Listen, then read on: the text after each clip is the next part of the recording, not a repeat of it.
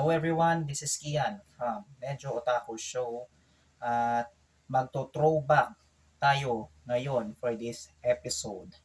So, naalala nyo pa ba ang anime na naganap noong July 10 to 11, 2010 sa SM Mega Trade Hall? So, bilang pag-alala or sa anniversary ng event na to, balikan natin ang mga naganap dito sa anime.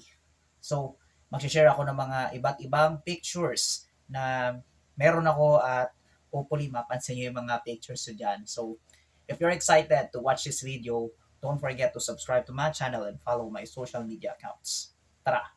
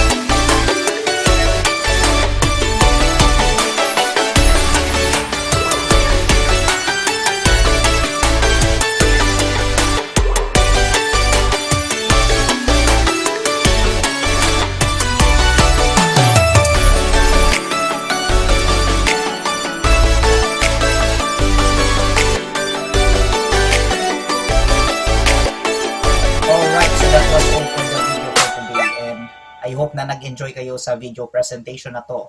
So, kapag nakita mo yung picture mo dito, feel free to comment down below. And if you like this video, don't forget to send a thumbs and consider subscribing. Makita-kita tayo sa susunod na episode ng Medyo Otaku Show. This is Kian, signing off. Matane!